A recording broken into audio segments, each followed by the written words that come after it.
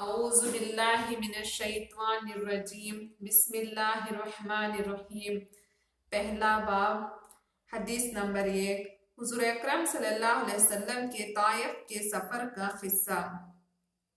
نبوت مل جانے کے بعد 9 برس تک نبی کریم صلی اللہ علیہ وسلم مکہ مکرمہ میں تبلیغ فرماتے رہے اور قوم کی ہدایت اور اصلاح کی کوشش فرماتے رہے، لیکن تھوڑی سی جماعت کے سوا جو مسلمان ہو گئی تھی اور تھوڑے سے ایسے لوگوں کے علاوہ جو باوجود مسلمان نہ ہونے کے آپ کی مدد کرتے رہے۔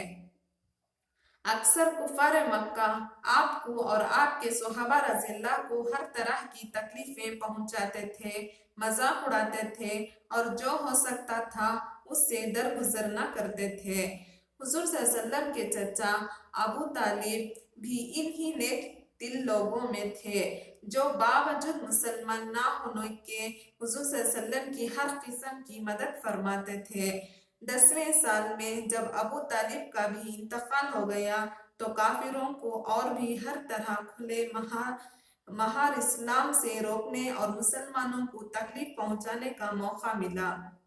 حضور اقدس صلی اللہ علیہ وسلم اس خیال سے طائف تشریف لے گئے کہ وہاں قبیلہ ثقیف کی بڑی جماعت ہے، اگر وہ قبیلہ مسلمان ہو جائے تو مسلمانوں کو ان تکلیفوں سے نجات ملے اور دین کے پھیلنے کی بنیاد پڑ جائے۔ وہاں پہنچ کر قبیلے کے 3 سرداروں سے جو بڑے درجے کے سمجھے جاتے تھے گفتگو فرمائی اور اللہ کے دین کی طرف بلایا اور اللہ کی رسول یعنی اپنی مدد کی طرف متوجہ کیا، مگر ان لوگوں نے بجائے اس کے کہ دین کی بات کو قبول کرتے یا کم سے کم عرب کی مشہور مہمان نوازی کے لحاظ سے ایک نوور مہمان کی خاطر مدارت کرتے صاف جواب دے دیا اور نہایت بے رخی اور بد اخلاقی سے پیش آئے۔ ان لوگوں نے یہ بھی گوارا نہ کیا کہ آپ یہاں قیام فرما لیں۔ جن لوگوں کو سردار سمجھ کر بات کی تھی کہ وہ شریف ہوں گے اور مہذب گفتگو کریں گے، ان میں سے ایک شخص بولا کہ اوہ، آپ ہی کو اللہ نے نبی بنا کر بھیجا ہے۔ دوسرا بولا کہ اللہ کو تمہارے سوا کوئی اور ملتا ہی نہیں تھا جس کو رسول بنا کر بھیجتے۔ تیسرے نے کہا، میں تجھ سے بات کرنا نہیں چاہتا اس لیے کہ اگر تو واقعی نبی ہے جیسا کہ دعویٰ ہے تیری بات سے انکار کر دینا مصیبت سے خالی نہیں، اور اگر جھوٹ ہے تو میں ایسے شخص سے بات کرنا نہیں چاہتا۔ اس کے بعد ان لوگوں سے نا امید ہو کر حضور صلی اللہ علیہ وسلم نے اور لوگوں سے بات کرنے کا ارادہ فرمایا کہ آپ تو ہمت اور استقلال کے پہاڑ تھے، مگر کسی نے بھی قبول نہ کیا، بلکہ بجائے قبول کرنے کے حضور صلی اللہ علیہ وسلم سے کہا کہ ہمارے شہر سے فوراً نکل جاؤ اور جہاں تمہاری چاہت کی جگہ ہو وہاں چلے جاؤ۔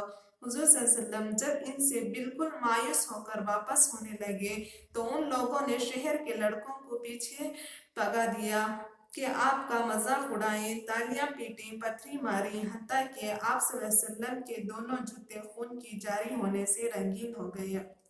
اللہ اکبر۔ حضور صلی اللہ علیہ وسلم اسی حالت میں واپس آئے۔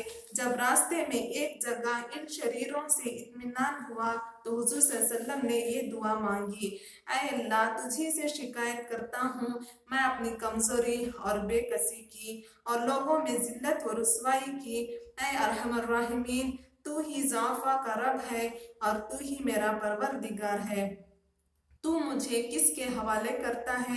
کسی اجنبی بیگانے کے جو مجھے دیکھ کر ترش روح ہوتا ہے اور منہ چڑھاتا ہے، یا کہ کسی دشمن کے جس کو تو نے مجھ پر قابو دے دیا؟ اے اللہ، اگر تو مجھ سے ناراض نہیں ہے تو مجھے کسی کی بھی پرواہ نہیں ہے، تیری حفاظت مجھے کافی ہے۔ میں تیرے چہرے کے اس نور کے طفیل جس سے تمام اندھیروں روشن ہو گئی اور جس سے دنیا اور آخرت کے سارے کام درست ہو جاتے ہیں، اس بات سے پناہ مانگتا ہوں کہ مجھ پر تیرا غصہ ہو یا تو مجھ سے ناراض ہو۔ تیری ناراضگی کا اس وقت تک دور کرنا ضروری ہے جب تک تو راضی نہ ہو۔ نہ تیرے سوا کوئی طاقت ہے نہ قوت۔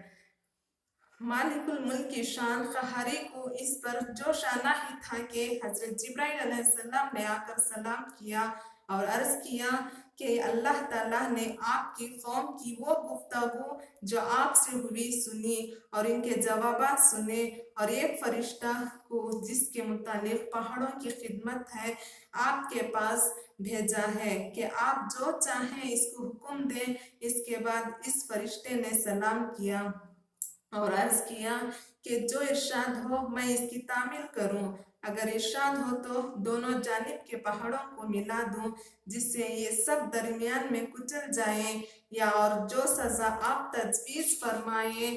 हुज़ूर सल्लल्लाहु की रहीम व करीम ज़ात ने जवाब दिया कि मैं अल्लाह से उसकी उम्मीद रखता हूँ कि अगर ये मुसलमान नहीं हुए तो इनकी औलाद में से ऐसे लोग पैदा हों जो अल्लाह की परस्तिश करें और इसकी इबादत करें।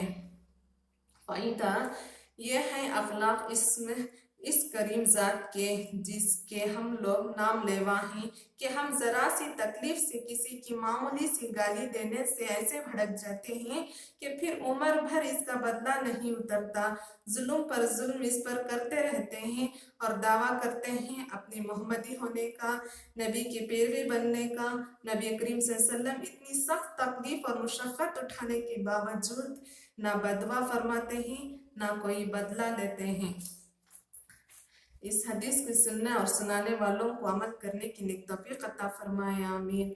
अगर आपको हमारी हदीस पसंद आई है तो आप हमारे वीडियो को लाइक करें, सब्सक्राइब करें। जज़ाकल्लाह।